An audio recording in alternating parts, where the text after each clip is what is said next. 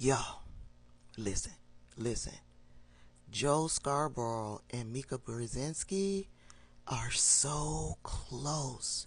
Now, a lot of these emotions, these thoughts, we've been through it. We went through it back at the end of October, but they're just now getting there. They're so close. Watch this. ABC News senior Washington correspondent Hallie Jackson, thank you so much for that report. And you have to look at what happened. First of all, they did everything they were supposed to do. Yeah. We assume they escaped. They took their shirts off to show that they didn't have any weapons or bombs on them.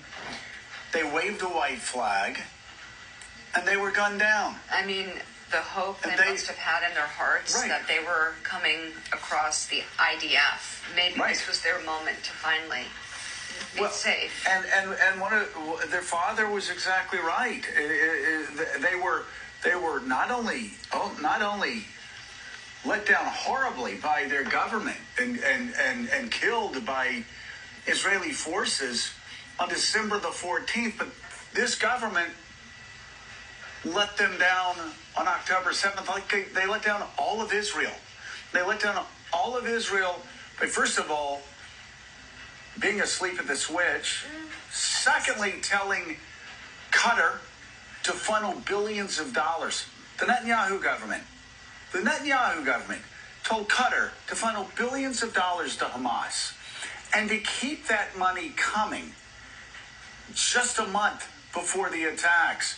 In 2018, they knew that, they uncovered where Hamas was getting billions of dollars.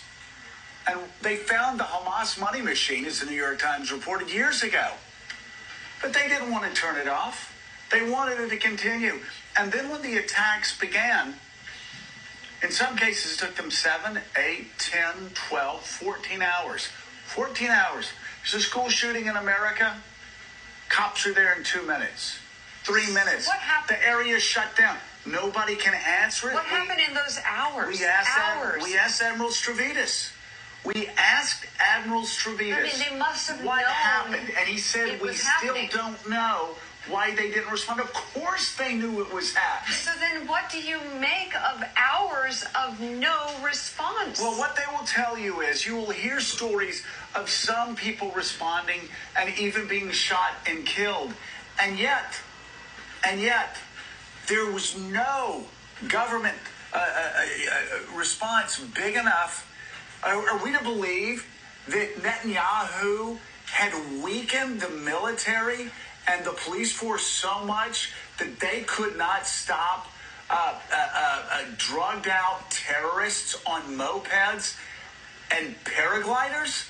Is that what Netanyahu wants us to believe? That he's so weakened Israel?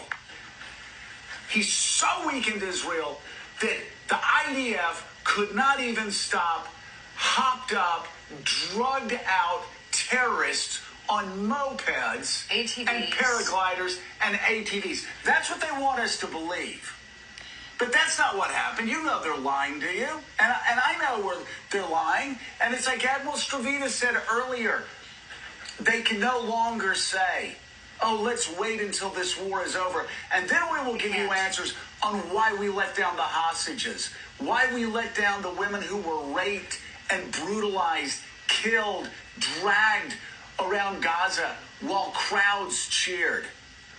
No, the Netanyahu government can't push this off. They need to explain why they let Israel down as much as they did and why more Jews were slaughtered on this day than since the Holocaust.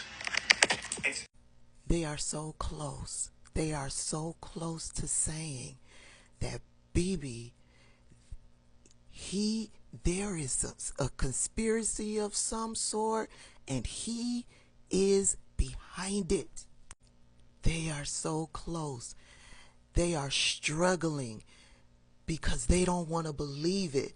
They don't want to believe that Bibi and his corrupt administration could have done some really nefarious things regarding this entire conflict. And so they're struggling, but they're almost there. Do you think they'll get there before the end of the year? Y'all let me know.